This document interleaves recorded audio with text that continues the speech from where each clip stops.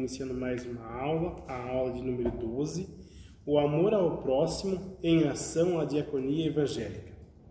A Igreja é o corpo de Cristo, criada pelo Espírito Santo, para reunir os salvos e capacitá-los a cumprir a tarefa que Jesus deixou antes de subir aos céus, isto é, levar a sua mensagem adiante.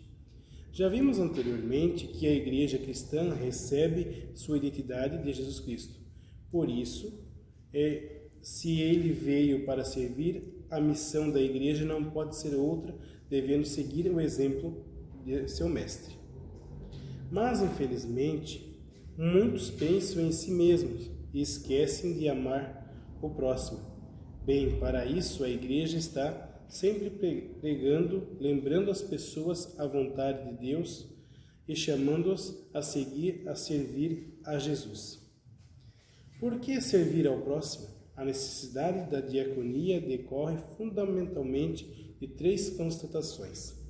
Primeira, toda pessoa é diferente uma da outra, possuindo simultaneamente dons e limitações. Ninguém reúne em si todos os dons. Ninguém possui dom nenhum. Somos dependentes uns dos outros, respectivamente de ajuda mútua.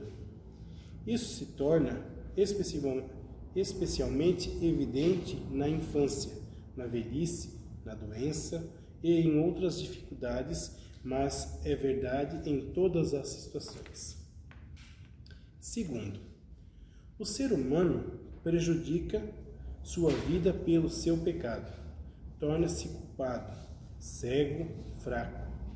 É trágico observar como as pessoas complicam o seu dia a dia. Cometem tolices, tornam-se vítimas de anseios descabidos, de teimosia e ciúmes. Não resistem às tentações, são fracas na fé. Na raiz de muito sofrimento está o pecado da própria pessoa, sua fraqueza culposa, sua idolatria. Mas a diaconia cristã pressupõe a capacidade de perdoar, bem como a consciência da própria fraqueza e culpa. Terceiro, o pecado humano faz vítimas, assim como foi o homem assaltado pelos ladrões na parábola do bom samaritano, Lucas capítulo 10, versículo 30. Diaconia evangélica tem olhos e ouvidos para as vítimas da sociedade, isto é, para os roubados, enganados, explorados e marginalizados. Não só lhes virá em socorro, mas há de colocar-se no seu lado, defendendo-lhes a vida e a causa justa, questionar leis e estruturas que oportunizam e favorecem ou sancionam o crime. Para que servir ao próximo? O objetivo da diaconia se resume em salvar vidas. Assim se esforçará para restabelecer o bem-estar das pessoas e de melhorar a qualidade de vida. Vai empenhar-se na superação e eliminação de sofrimento.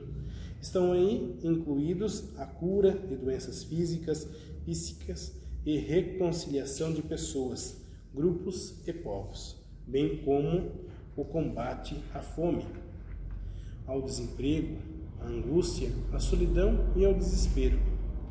A diaconia se esforça para integrar as pessoas na comunidade. Não se isola, criando comunhão, vivendo em comunidade. É uma condição para salvar vida, pois sem comunhão, vida humana sucumbe. O objetivo último da diaconia, porém, é a aprendizagem do culto a Deus.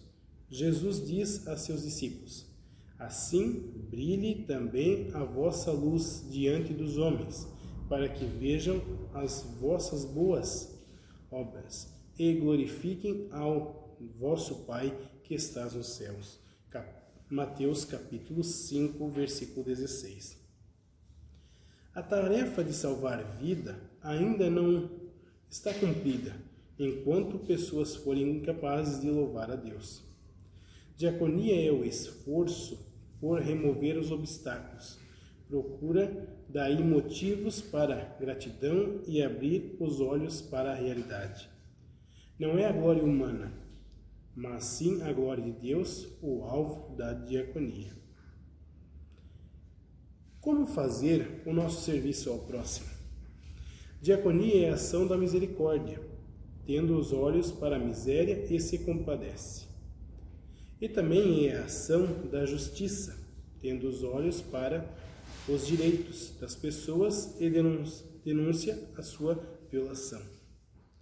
Vai manifestar-se como solidariedade aos injustiçados e a luta contra o crime.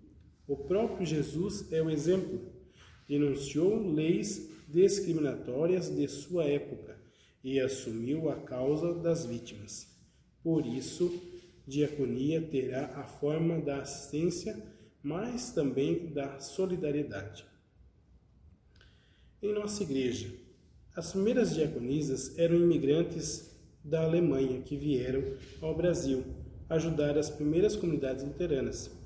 Em São Leopoldo, no Rio Grande do Sul, em 1938, foi criada a Casa Matriz de Diaconisas, que formavam as Irmãs de Caridades, que trabalhavam nos hospitais, escolas e paróquias luteranas, principalmente no trabalho de assistência social. Na década de 50 surgiu a primeira escola bíblica, a Associação Diácona Luterana, ADL.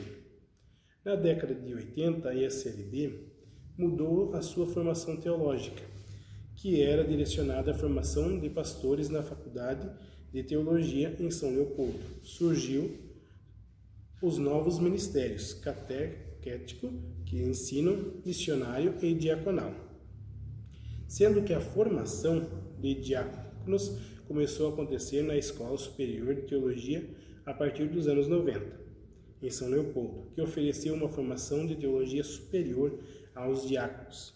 Aos poucos foram aumentando o número de diáconos e diáconas nas comunidades luteranas e nas instâncias da ISLB.